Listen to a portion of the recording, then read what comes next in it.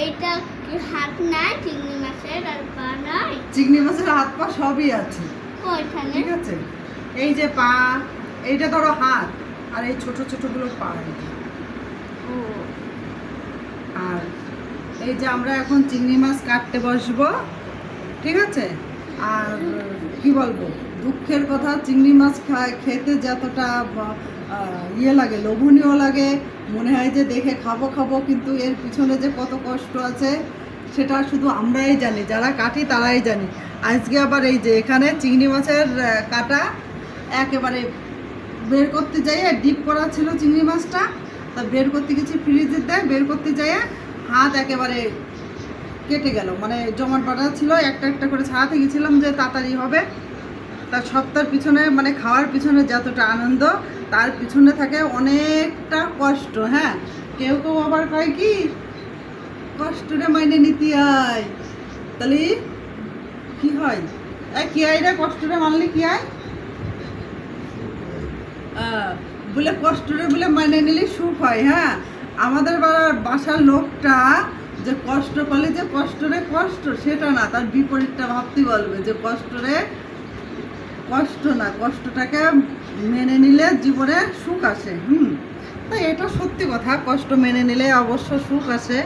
আমরা জীবনে অনেক কষ্ট করেছি, এই জন্যে আমাদের জীবনে কিন্তু অনেকটা সুখ।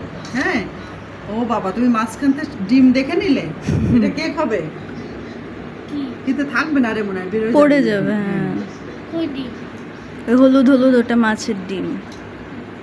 তাই এখন এগুলা বসে বসে কাটবো, কাটে গোছ গাছ করবো, করে টানো না ওভাবে, আবার ব্যথা লাগবে। কিছুটা ফ্রিজে ঢুকাবো, আজকে আর রানবো না। যদি আমার লোভী মানার জন্য যদি একটা রানতে হয়, সেটা দেখা গেল একটা রেঁধে দিলাম, আর নয়তো কই দেখতো কীভাবে চাতকের মতো তাকিয়ে আছে।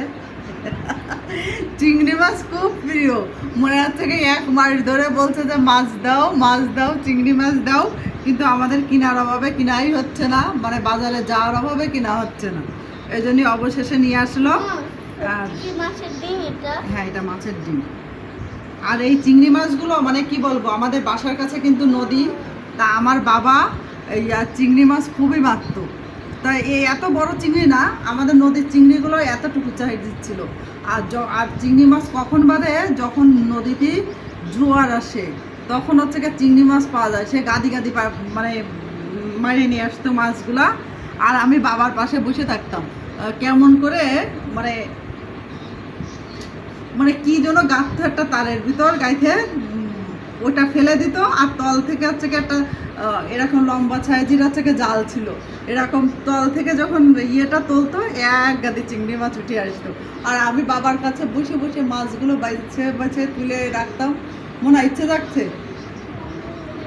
আমার বাবা কিন্তু আবার নদীতে মাছ মারতে যেত, আমাদের একটা জালও ছিল, বাবা নদীতে যেত, আর আমি বাবার সাথে সাথে পাশে পাশে পাশে তাকে কাদার মধ্যে হেঁটে হেঁটে কি মজা মাছ নিয়ে আসতাম। তাহলে সবাই এখন ভালো থাকেন, আমরা এখন মাছগুলো কাটাকাটি করি। এইটা মাছের ডিম। হ্যাঁ।